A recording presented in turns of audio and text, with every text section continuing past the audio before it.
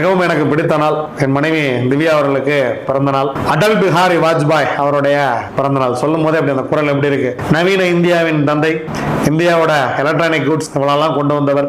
அதே போல ரொம்ப வருத்தத்துக்குரிய நாளும் இது. ராஜாஜி அவர்கள் இந்த மண்ணை விட்டு மறந்த நாள். குறையொன்றும் இல்லை மறைமூர்த்தி கண்ணா.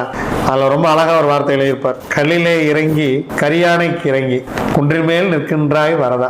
அதாவது குறையொன்றும் இல்லை மறைமூர்த்தி கண்ணா. நான் ஒரு குறையும் இல்லாம இருக்கேன்.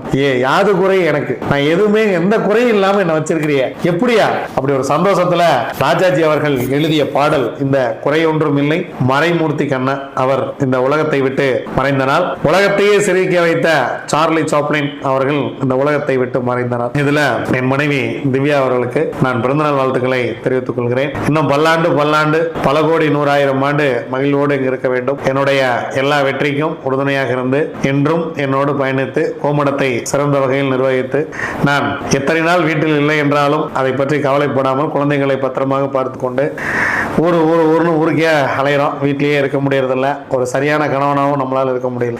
ஒன்னா இந்த சமுதாயத்திற்கு சிறந்தவனாக இருக்க வேண்டும், இல்லை என்றால் இந்த குடும்பத்திற்கு சிறந்தவனாக இருக்க வேண்டும். நம்மை சமுதாயம் அழைக்கிறது. ஏன்னா திவ்யாவோட பிறந்தநாள கூட நான் ராஞ்சியில தான் இருக்கேன், பக்கத்துல இருக்க முடியல. காரணம் நம் கடமை நம்மை அழைத்து கொண்டே இருக்கிறது. இயேசு கிறிஸ்து பிறந்த நாள் இது. கிறிஸ்துமஸ் அருமையான ஒரு நாள்.